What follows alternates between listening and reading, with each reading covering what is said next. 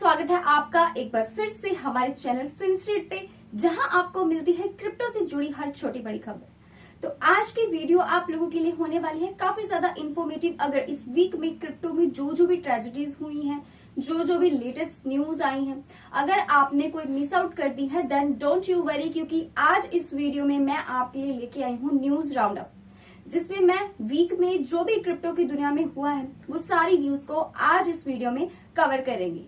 तो चलिए वीडियो को करते हैं स्टार्ट। तो शुरुआत करते हैं BNB चेन यानी कि बाइनांस प्लेटफॉर्म से, जिसने कंडक्ट किया है गवर्नेंस वोट्स को, जो भी उनके फंड्स जो है वो स्टॉल हुए थे। जी हाँ, आपको बता दूं कि बाइनांस प्लेटफॉर्म से बाइनांस जो प्लेटफॉर्म है इसको हैक कर लिया गया था और इसमें से काफी फंड्स को स्टॉल भी कर लिया गया था, स्टील कर लिया गया था। अब हालांकि वो फंड्स जो है वो वापस कवर तो हो गए, लेकिन अब जो बाइनांस प्लेटफॉर्म है जो कि $600 कुछ मिलियन जो थे वो फंड्स हैक हुए थे, अब रिवॉर्ड दिया जाएगा उन हैकर्स को जो डिस्कवर करेंगे इन सिग्निफिकेंट बग्स को। इसके अलावा जो प्लेटफॉर्म है इसने ये डिसाइड किया है कि लोगों के हवाले गवर्नेंस के ऊपर जो वोट्स हैं इसके अकॉर्डिंग डिसाइड करेंगे कि इन हैकर्स का और इन फंड्स का क्या करना है। तो मिलियंस ऑफ डॉलर्स जो वर्थ रखते थे एसेट्स की जो कीमत थी, उनको लॉस करने के बाद एक क्रॉस चेन हैक के द्वारा जो ये टीम है BNB चेन के पीछे की, फॉर्मली जिसको बाइनांस स्मार्ट चेन यानी BSC हम कहते हैं, इनका प्लान ये है कि ये कंडक्ट करेंगे एक ऑन चेन गवर्नेंस वोट्स को ये डिटरमाइन करने के लिए कि क्या क्या जाना चाहिए इन स्टॉल हुए, इन चोरी हुए फंड्स का। आपको बता दें कि BNB चेन ने टेम्पोरेरीली हाल्ट किया है सारे नेटवर्क के ऑपरेशंस को। उसके बाद जब एक अटैकर ने एक्सप्लॉइट किया वल्नरेबिलिटी को BSC टोकन हब में, यानी कि जो क्रॉस चेन है इसके अंदर एक जो ब्रिज है टू सिफोन 2 मिलियन BNB वैल्यू जो थी $600 मिलियन की जो चोरी हुई है, उसको लेके अब वोटिंग सिस्टम होगा, जिसके बाद डिसाइड किया जाएगा कि इन फंड्स का क्या किया जाएगा। इसके अलावा जो हैकर है आपको बता दें स्टिल उनके पास $400 वर्थ के एसेट्स जो हैं इस नेटवर्क के वो पड़े हुए हैं, जो कि इस सस्पेंशन से पहले ही उन्होंने चोरी कर लिए थे, जो कि इस चीज को बिल्कुल इम्पॉसिबल भी बनाता है कि किस तरह से जो फंड्स है वो ट्रांसफर किए जाएंगे किसी दूसरी चेन्स में। तो अब हालांकि हैकिंग के बाद जब दोबारा से नेटवर्क के ऑपरेशंस को रिज्यूम किया गया, स्टार्ट किया गया, तो BSC टीम ने ये अनाउंस किया कि वो प्लान करेगी एक गवर्नेंस वोट्स को होल्ड करने का, जिनको 4 क्रिटिकल डिसीजंस में रखा जाएगा जो इस हैक से रिलेट रखेंगे, जिसमें इंक्लूड होगी बाउंटीज भी फ्यूचर अटैक्स के लिए।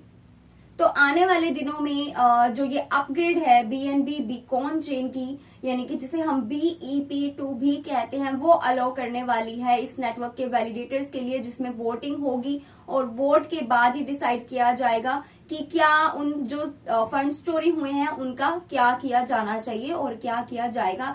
क्या इन्हें फ्रीज कर दिया जाएगा या फिर नहीं फ्रीज किया जाएगा, या फिर इन्हें ऑटो बंद करने का डिसीजन लिया जाएगा, ये सारी चीज इस वोटिंग के बाद ही पता चलने वाली है।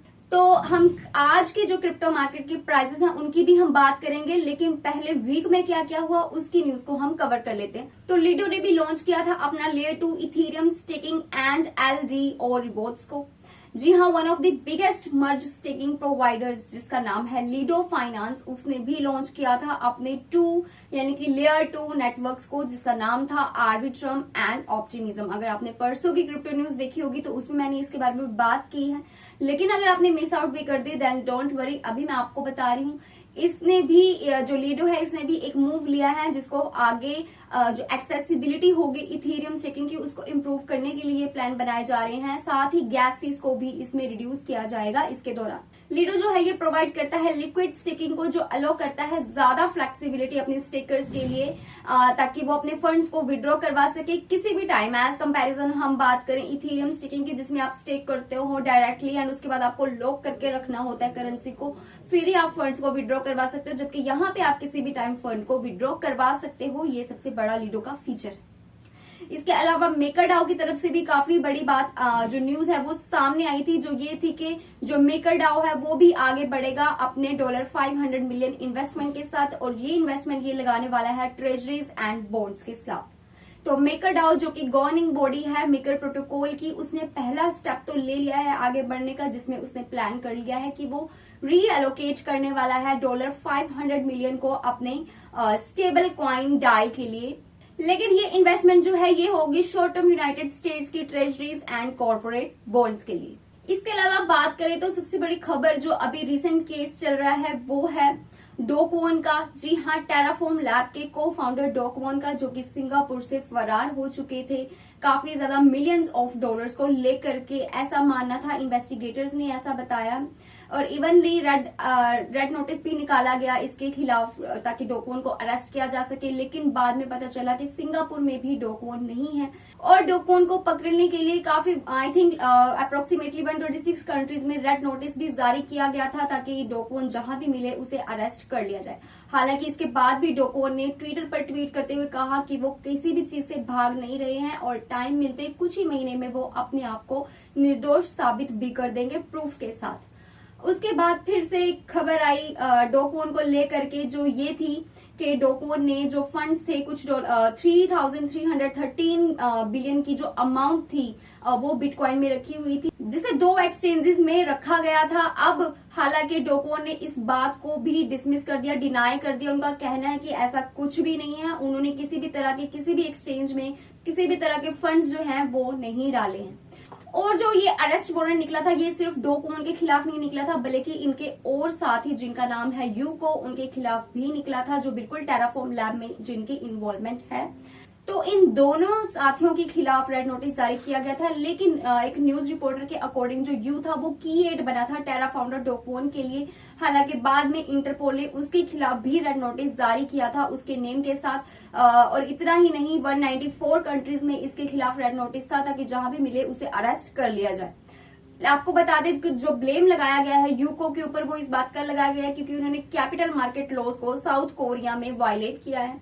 आपको बता दें जो क्वोन के ऊपर ब्लेम लगाया गया था 3,313 बिटकॉइन का, उसके ऊपर उन्होंने दोबारा से ट्वीट करके ये बोला था कि उन्हें नहीं पता कि वो फंड्स किसके हैं जिन्होंने जो फ्रोज किए गए हैं, इस टाइम पे फ्रीज किए गए इन्वेस्टिगेटर्स के द्वारा। लेकिन ये उनके लिए अच्छी बात है और मैं उम्मीद करता हूं कि वो इसे किसी अच्छी चीज के लिए ही यूज करेंगे। क्वोन ने ऐसा कह के खुद को एक बार फिर से निर्दोष बताया है।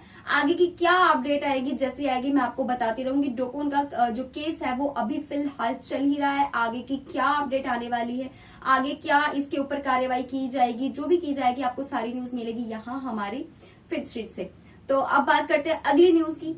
फिर एक सेल्सियस से जुड़ी खबर भी सामने आई थी कि जो सेल्सियस के को फाउंडर हैं उन्होंने स्टेप डाउन कर लिया था, उन्होंने रेजिग्नेशन दे दिया था। और इतना ही नहीं, सीईओ ने भी उसके बाद अपना रेजिग्नेशन सामने रखा। जी हाँ, जो को फाउंडर है डैनियल लियोन, उन्होंने स्टेप डाउन किया सेल्सियस प्लेटफॉर्म से। उसके बाद उन्होंने अपने डिपार्चर का भी अनाउंस किया इंटरनल मेमो के through. Last week Alex Mashinsky formally उन्होंने रिजाइन किया अपने पोजीशन से, जो थे सीईओ इस प्लेटफॉर्म के, सेल्सियस प्लेटफॉर्म के। उन्होंने इस बात को बिल्कुल ये बोलते हुए रेजिग्नेशन दे दिया कि उन्हें ऐसा लगता है कि वो इस प्लेटफॉर्म के लिए डिस्ट्रैक्शन बन रहे हैं। अब सीईओ के बाद को फाउंडर का भी रेजिग्नेशन जो था वो सामने आया, उन्होंने भी सेल्सियस प्लेटफॉर्म से मुंह मोड़ लिया है। पता नहीं सेल्सियस प्लेटफॉर्म गलत है या सही है, या फिर क्यों ये लोग इस सिचुएशन से मुंह फेर रहे हैं। क्या वो लोगों का पैसा वापस नहीं करना चाहते या क्या इसके पीछे का रीजन है? आपको जो भी लगता है कमेंट सेक्शन में जरूर शेयर करें।